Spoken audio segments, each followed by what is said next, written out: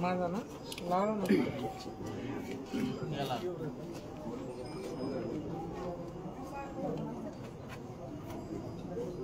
Camera connect झाला का माझा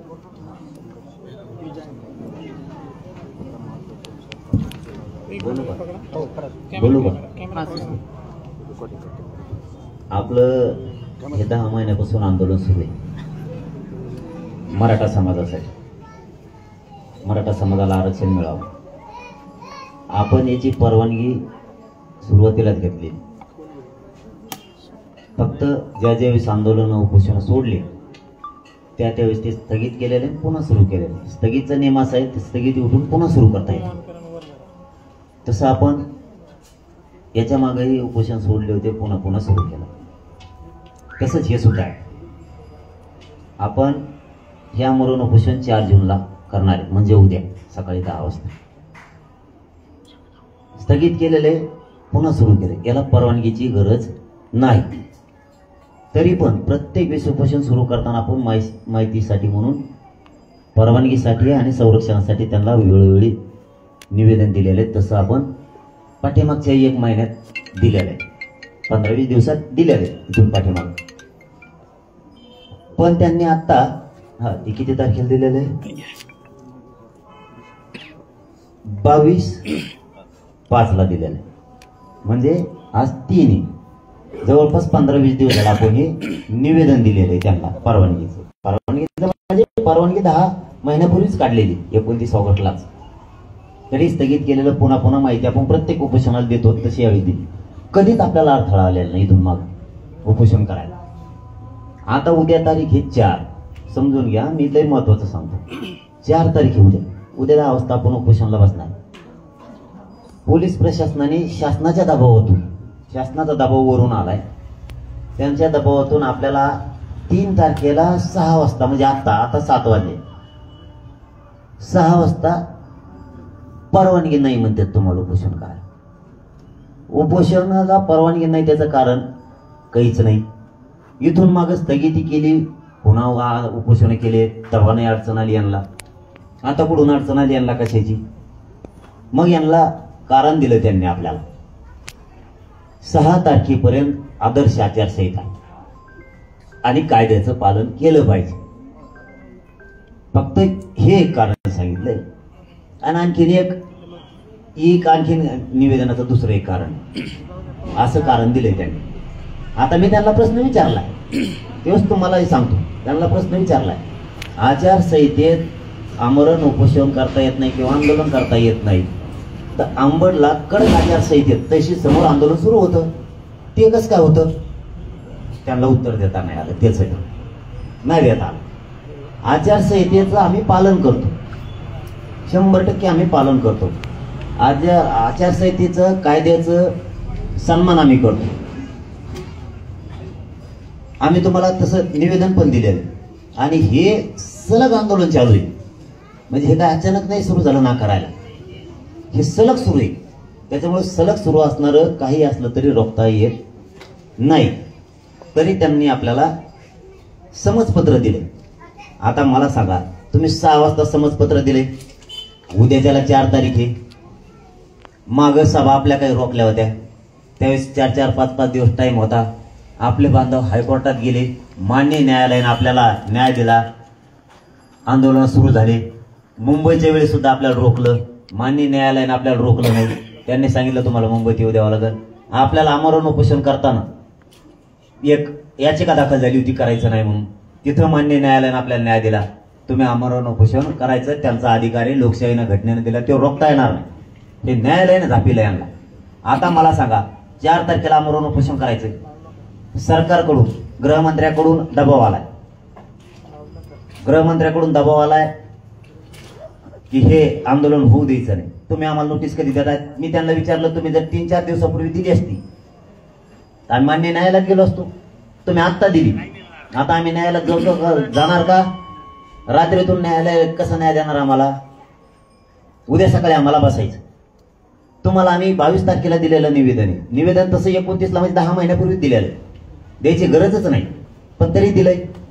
आम्ही मग तुम्ही आम्हाला द्यायचंच होतं, खरंच नाकारायचं होतं तर तुम्ही आम्हाला आधीच नाकारायचं ताबडतोब.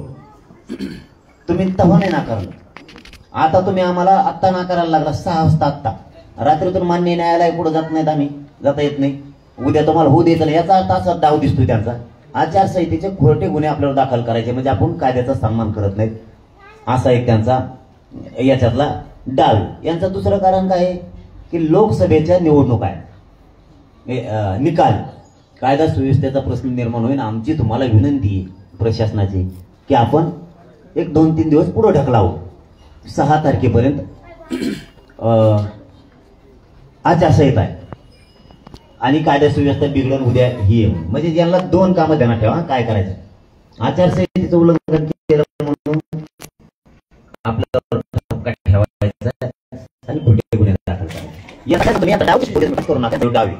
दुसरा डाव काय, कायदा सुव्यवस्था बिघडायची का नाही ते निकालून होणार आहे, आपोआप त्यांच्यातच होणार. ते झालं तरी त्यांच्यात होणार, नाही झालं तरी त्यांच्यातच भांडण होणार. का ढकलेणार कोणावर, ते आपल्यावर.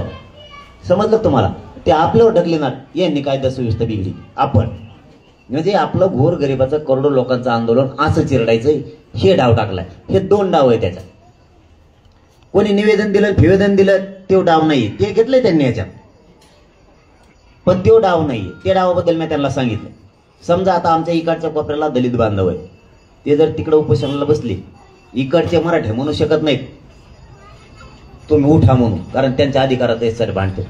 इकडच्या पाठीमागच्या कडीला धनगर बांधव आहे, इकडच्या तिकडे ते जर ते आंदोलनाला बसले तर मराठे म्हणू शकत नाहीत चला ते आंदोलन बंद करा, कारण तो त्यांचा अधिकार नाही उठू शकत.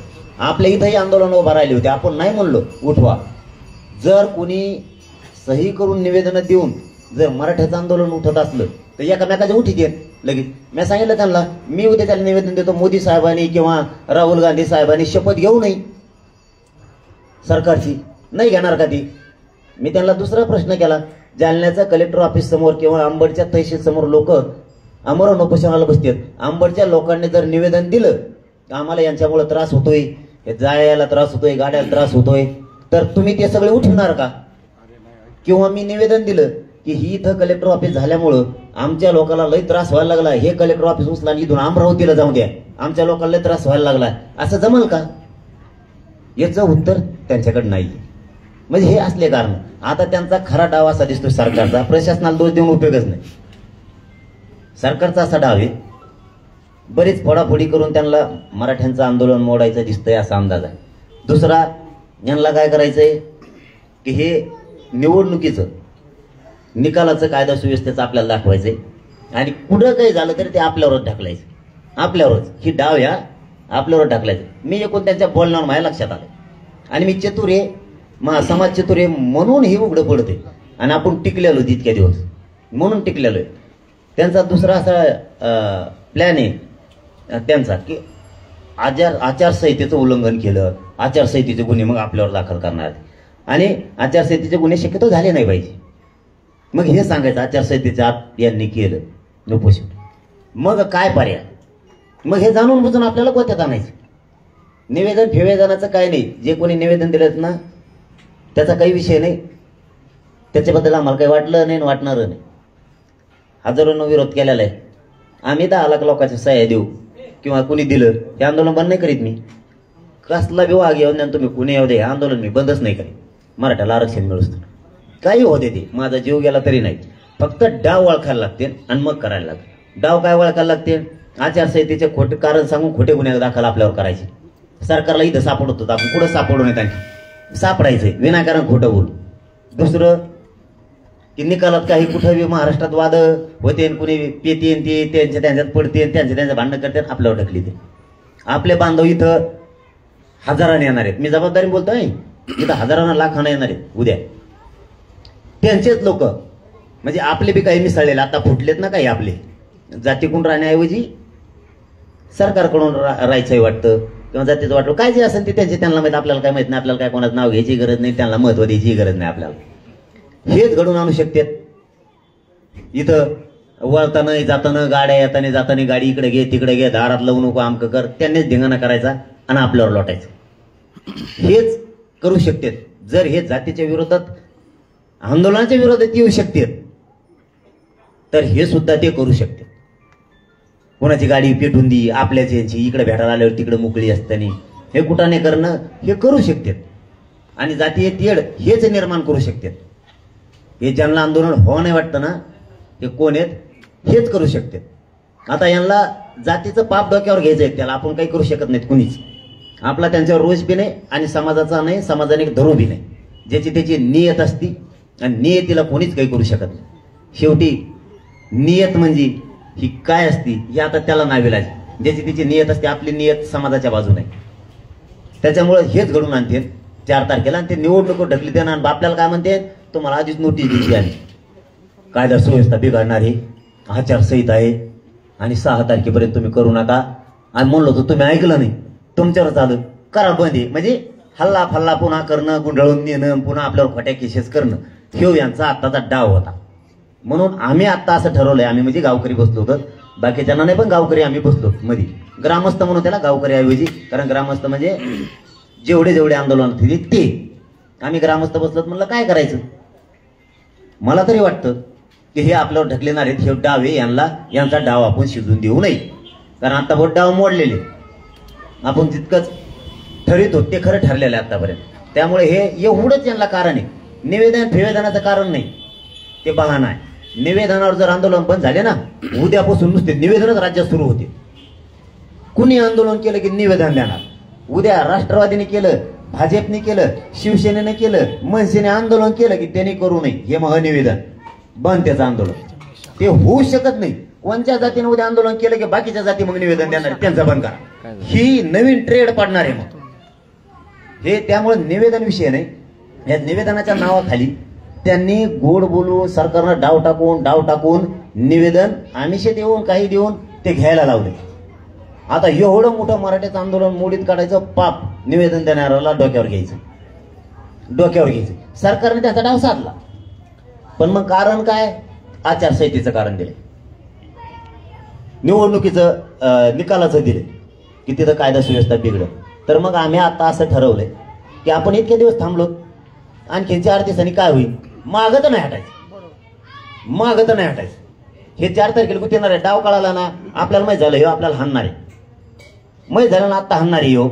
मग कशाला आपण हे करायचंय, आपल्याला माहिती आता केसी करणार आहेत, पोलीस आणणार आहेत, आंदोलन मोडणार आहेत. कशाच्या नावाखाली, तुम्ही ते निवेदनाला भर नाही देत. ती काय आचारसंहिता तुम्ही पालन केलं नाही, मग शासनाला एवढा डाव सापडा.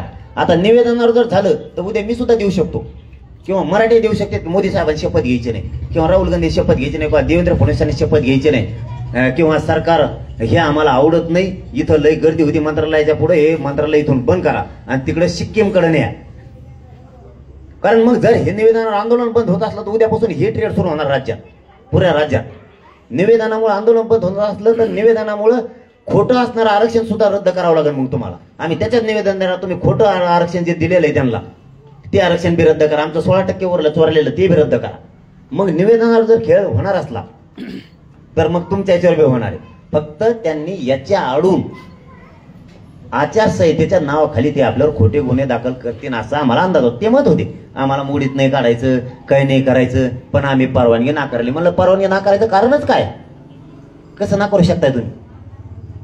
तुम्ही जर आम्हाला आचारसंहितेच्या नावाखाली नाकारताय तर मग आंबडलं सुरू होतं कडक आचारसंहितेत. मी बघितलंय, मी फोटो काढलेत. मग ते कुठं बंद केलं तुम्ही? आंदोलन शांततेचं रोखता येत नाही, आमचा अधिकार आहे. हो, लोकशाहीनं दिलेला आम्हाला अधिकार आहे, आमच्या जातीचा हक्क मांडणं आम्हाला अधिकार आहे, तो आम्ही मांडतोय. तुम्ही कसं का रोखू शकता? मान्य न्यायालयात जाऊ आम्ही, पण आता आम्हाला जायला वेळ आहे का? आता कसं जायचं? नाही जायचं. उद्या त्याला बसलं की पुन्हा हे आचारसंहितेचा भंग केला म्हणणार, तिकडं कुठंतरी धिंगाणा होणार आणि त्या धिंगाणा ते आपल्यावर जातीवर ढकलून देणार, गोरगरीब मराठ्यावर. म्हणून ग्रामस्थाला आता चर्चा केली. 4ला बसण्याऐवजी आम्ही त्यांना सांगितलं किती दिवस आहे तुमची? 6 तारखेला. आम्हाला 8 तारखेची परवानगी द्या, तुम्ही नाही दिलं तरी मी बस, हे आम्ही विचार केला.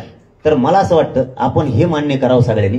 4चं जे आमरण उपोषण आहे आचारसंहितेच्या नावाखाली, त्यांनी आपल्या लोकांवर खोटे गुन्हे दाखल करू नये, किंवा निकालपणे त्या गर्दीत जे फितूर झालेले लोक आहेत यांनीच काही दगड पिकड मारून आपल्या लोकांवर ढकलू नये, गोरगरीबावर इतक्या लांबून येणार आहोत. आणि कारण पैसा जर एकदा मोठा मानला माणसानं तर जातीला तो किंमत देत नसतो. कारण आई बहिणीच्या रक्ताला जर किंमत द्यायची नाही, त्या फरशीवर सांडलेल्या त्या आईच्या रक्ताशी बेमानी करायची म्हणल्याच्या नंतर हे गाडीवर सुद्धा त्या गर्दीत करू शकतात आणि ते आपल्यावर येऊ शकतं, म्हणजे आपल्या गोरगरीब लोकांवर येऊ शकतं. त्यामुळे तुमचा निकाल 4ला लागून जातोय. आचारसंहिता तुमची संपत्ती. आता काय अडचण? आता काय अडचण? आपण उद्या सकाळी न्यायालयात बी जाऊ आणि पुन्हा त्यांना परवानगी त्याच्यावर लिहून दिले. आपण त्यांनी जे दिलंय ना आपल्याला त्याच्यावर लिहून पण दिले आपण की 8 तारखेला मी आमरण उपोषण करणार आहे 4च्या ऐवजी. तर हे गावकऱ्यांना विचारून केले, ग्रामस्थाला म्हणू गावकऱ्याऐवजी ग्रामस्थाला विचारून केले हे सगळं, आणि हे त्यांनी मान्य केले. आणि चर्चेतून असं काही नाही, कारण 4ला केल्यावर काय केलं असतं यांनी जाणून बुजून ह्यो डाव आपण वर केलाय, ह्यो डाव वर केलाय. म्हणून मग आता याच्यावर शिक्कामोर्तब करायचं का आपण 8 जूनचं? हा, इथं बसलेल्या सगळ्यांना मराठा बांधवांना. कारण हे काय होईल, आपण जर 4लाच उद्यात हट्ट धरला तर मी बसायला तयार आहे. बघ, मला 8ला करायचंय, 4ला करायचंय, मला कवा तरी जातीसाठी रक्त जाळायचंच, मला माझा जीव पणाला कवा तरी लावायचाच. पण त्यांनी जर आचारसंहितेचं कारण सांगितलंय आणि निकालाचं कारण सांगितलंय तर आपण काय त्याचा सन्मान केला. मेसेज चांगला आहे, आचारसंहितेचा सन्मान केला, प्रशासनाचा सन्मान केला. तुम्ही म्हणले 6 तारखेपर्यंत मला करता येणार नाही, तो सन्मान केला, प्रशासनाचा पण केला, आचारसंहितेचा केला, कायद्याचाही केला. 4ची तयारी आपल्या बांधवाची ते 8 वर न्या.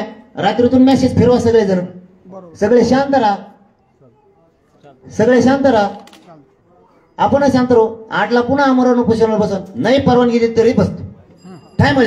ठाम शब्द आहे. नाही परवानगी दिली तरी मी आमरण उपोषणाला 4ला बसणार. कारण मी आता कायद्याचा सन्मान केलाय, आचारसंहितेचा सन्मान केलाय, आलेल्या प्रशासनाचा डीवायएसपीचा आणि त्यांचा सुद्धा सन्मान केला. माझ्या जातीवर काही बालांड्यांनी आणू नये तेही केले. मी यावेळेस राज्याला प्रोग्राम बी दिलेला नाही. नसता 15 दिवस अगोदर आंदोलनाचा प्रोग्राम देत असतो आपण, गावोगावी प्रोग्राम करा म्हणून. कारण हे आता माझा शेतकरी बाप आहे, मराठा समाज, त्याच्या शेतीचे कामं बुडाले नाही पाहिजे म्हणून ते फक्त इथं येणार, आशीर्वाद देणार, पाठिंबा देणार, परत वापस जाणार. ही यांना सान नकोय, शब्द समजून घ्या. यांना घुसायला सान नको, यांना घुसायला सान नको. कारण यांना आचारसंहितेची सांद होती आपल्यावर बालांड आणायला, निवडणुकीच्या निकालाचे बालांड आणायला यांना सांद होती. कायदा सुव्यवस्था बिघडणारी ही सांद होती म्हणायला. आम्ही तुम्हाला आधीच सांगितलं होतं, कारण दुसरंच आपल्यावर यांनी आणलं असतं. उलट आपणच हुशारीने पुढे ढकललंय. त्यांना सांगितलं तुमचा सन्मान केलाय, 8ची परवानगी द्या, तर उद्याच्याला आपले न्यायालयात बांधव जातील. याच्यात आमचा दोष काय? याचा जॉब विचारणं गरजेचं आहे आपल्याला. ही जी नोटीस आहे ना, हे काय संमतीपत्र, हिचा जॉब मान्य न्यायालयात यांना विचारणं गरजेचं आहे. न्यायालय आपल्याला न्याय देईल, कारण हे जॉब विचारणं खूप गरजेचं आहे. उद्या सकाळीच आपले वकील बांधव मान्य न्यायालय पुढे जाणार आहेत. ते आम्हाला नाकारण्याचं कारण काय, आमचा अधिकार नाकारण्याचं कारण काय. जर कोणाच्या निवेदनावर तुम्ही उभ्या करोडो मराठ्यांचं वाटोळं करणार असला तर करोडो मराठी उद्या निवेदन द्यायला तयार आहेत. तुम्ही सुद्धा त्या पद्धतीनं करा. काय सरकार काय नीच काम करायला लागले, आणि त्यांचं ऐकून करणारे सुद्धा कोणत्या थराला चालला. काय कोणाचं काय झालंय? एक बी ओबीसी बांधव काहीच म्हणणं नाही. काय जळलंय तो कोणचं? ठीक आहे, आता ज्याचा त्याचा नियम असतो. मराठा समाजाने बघत राहू आपले आंदोलन मोडण्यासाठी किती प्रयत्न चाललेत. मी समाजाच्या बाजूनच आहे. मी माझी इमानदारी इकित नाही, काळजी करू नका. मी माझी इमानदारी इकू शकत नाही, मी गद्दार होऊ शकत नाही, मी फुटू शकत नाही. आलेलं हे संमतीपत्र महाराष्ट्रातल्या सगळ्या मराठा समाजासाठी मी टाकणार आहे. आपल्या गोरगरीब मराठा समाजाला हे गुंतवणार होते, हे आचारसंहितेचे कारण देणार होते. हे धिंगाणा हेच लोक निवेदन देणारेच लोक एखादेच धिंगाणा करणार होते की काय, किंवा काही घातपात घडून आणणार होते की काय, अशी शंका आहे. त्याच्यामुळे माझी जात अडचणीत आली असती, म्हणून मीच जागा ठेवली नाही कुठं जाता. मी 8 तारखेला आमरण उपोषण करणार आहे हे एकमतानं सगळ्यांनी ठरलंय. कारण सगळ्यावर यांनी अडचण आणली असती जाणून बुजून. कारण निवेदन देणाऱ्यांनी कुठं पाटावर जा, इकडे तिकडे हिंड, वावरात हिंड, इकडे तिकडे हिंडून जागा बघून ठेवल्यासारखं असं ऐकायला पण मिळालेलं आहे. जातीच्या लोकांनी जातीविषयी गद्दारी होऊ नये ही माझी हात जोडून विनंती आहे सगळ्यांना. जात महत्वाची, सरकार महत्वाचं नाही. हे येईल जाईल. जात हमेशा वाघासारखी सगळ्याच्या पाठीमागं उभा राहणारी. सरकार गेल्यावर कोणाच्या मागं उभा राहील? तुमच्या मागं कोण? जात हमेशा पाडासारखी, हिमालयासारखी तुमच्या मागं उभा राहील. कशाला जातीच्या विरोधात जायचंय? कशाला जातीच्या विरोधात जाता? सरकार येईन जाईल पण जात कवाच उघडं पडून देणार नाही. किती सरकार आले तरी छाताडावर घेईन तुमच्यासाठी समाज. समाजासाठी एवढं मोठं पाप तुम्ही करू नका. कारण मागणी त्यांनी याच्यात ती घेतली, पण आपण फक्त हे डाव उघडा पडू नये. यांचा डाव उघडा आपल्या पुढे पडलाय सरकारचा. म्हणून आपण असं ठरविलंय की 4 तारखेला त्या आचारसंहितेच्या नावाखाली, कायदा सुव्यवस्थेच्या नावाखाली ते निकालात कोणी पडलं आलं की ते धिंगाणा करते, ते आपल्यावर ढकली देन, आपल्या गाड्याला काही लोकांना त्रास देतील असा अंदाज आहे. आणि आचारसंहितेचे गुन्हे, यांनी आचारसंहितेचं पालन केलं नाही म्हणून आंदोलन मोडलं. एवढाच एक यांना डाव टाकायला जागा होती, ती सुद्धा डाव आपण आज यशस्वी होऊ दिला नाही. विचारपूर्वक सगळ्यांनी विचार केला आणि ठरवलं की आचारसंहिता म्हणल्यामुळं आता आपण काय करू, 8 तारखेला बसू, पण बसायचं, सुट्टी नाही. आपण त्यांना दिलेलं आहे, ते बसतील नाही, परवानगी देतील नाही देतील मला माहित नाही. मी फक्त आचारसंहितेचं सन्मान केलेला आहे. कोणाच्या निवेदन आणि ठेवेदारांना आड मारतो आपण. हा, जातीपेक्षा मला काही मोठं नाही. मी जातीसाठी म्हणाल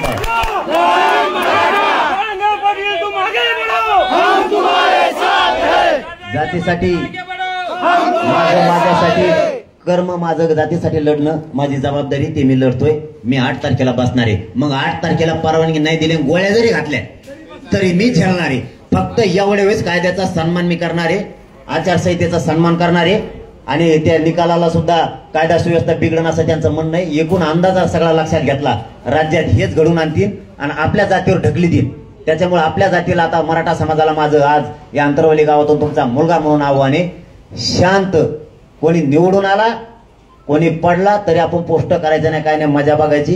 कोणाला पाय लावायचा नाही, कोणाच्या वाटा सुद्धा जायचं नाही. कोण काय चूक करतं बघायचं, 1 महिन्यानंतर बघू काय करायचं ते. तोपर्यंत सगळ्यांनी आपण शांत राहायचंय. फक्त आजचं उद्याचं हे डाव टाकल्यामुळे यांनी 4 तारखेचं उपोषण हे 8 जूनला ठरलंय.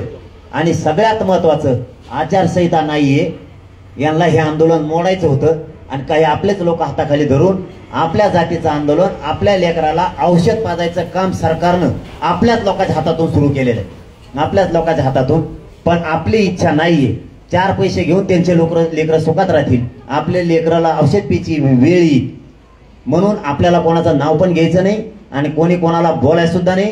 कोणी त्यांना काही बोलायचं नाही, काय नाही. त्यांची नियत त्यांच्या संग आहे. त्यांना काय करायचं त्यांनी केलंय. आपण काहीही कोणीही करायचं नाही. आपण आपल्या जातीसाठी ध्येय ठेवायचं आणि लढायचं. ज्याला गद्दार व्हायचं त्याला भाऊ द्या. आपण आपल्या जातीकडून इमानदारीनं राहू, शेवटपर्यंत समाजाच्या बाजूने राहू आपण मरेपर्यंत. त्याच्यामुळे ज्याचा विषय त्याच्याकडे, कारण त्याच्यात उल्लेख केलेला त्यांनी म्हणून तो विषय आपल्याला आता घ्यायला लागलाय.